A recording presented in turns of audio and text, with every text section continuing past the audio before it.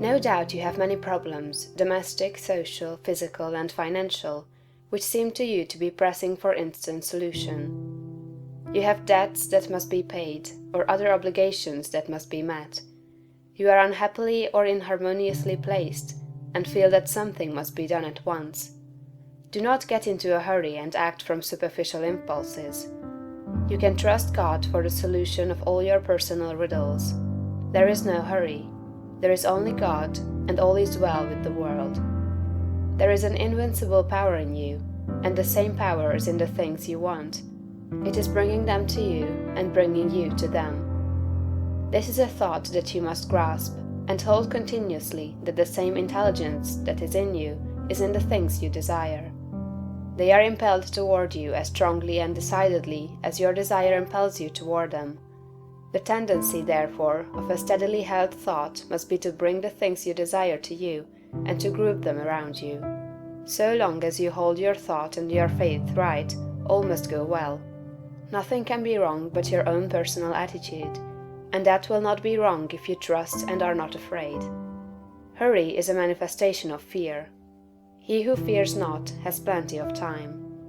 If you act with perfect faith in your own perceptions of truth, you will never be too late or too early, and nothing will go wrong. If things appear to be going wrong, do not get disturbed in mind. It is only an appearance.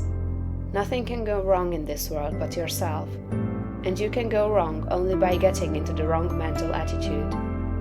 Whenever you find yourself getting excited, worried, or into the mental attitude of hurry, sit down and think it over, play a game of some kind, or take a vacation.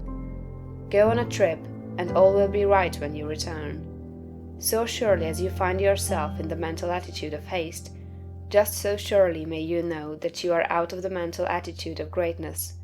Hurry and fear will instantly cut your connection with the universal mind.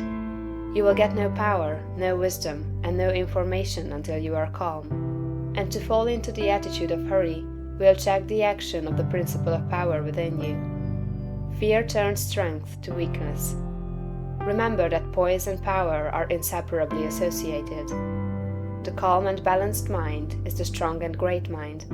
The hurried and the agitated mind is the weak one. Whenever you fall into the mental state of hurry, you may know that you have lost the right viewpoint. You are beginning to look upon the world, or some part of it, as going wrong. At such times, read chapter 6 of this book. Consider the fact that this work is perfect, now, with all that it contains. Nothing is going wrong. Nothing can be wrong. Be poised, be calm, be cheerful. Have faith in God. Next, as to habit, it is probable that your greatest difficulty will be to overcome your old habitual ways of thought and to form new habits. The world is ruled by habit. Kings, tyrants, masters, and plutocrats hold their positions solely because the people have come to habitually accept them. Things are as they are only because people have formed the habit of accepting them as they are. When the people change their habitual thought about governmental, social, and industrial institutions, they will change the institutions. Habit rules us all.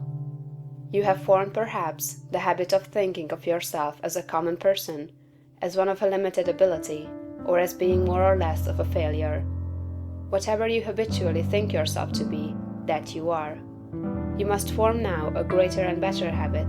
You must form a conception of yourself as a being of limitless power, and habitually think that you are that being.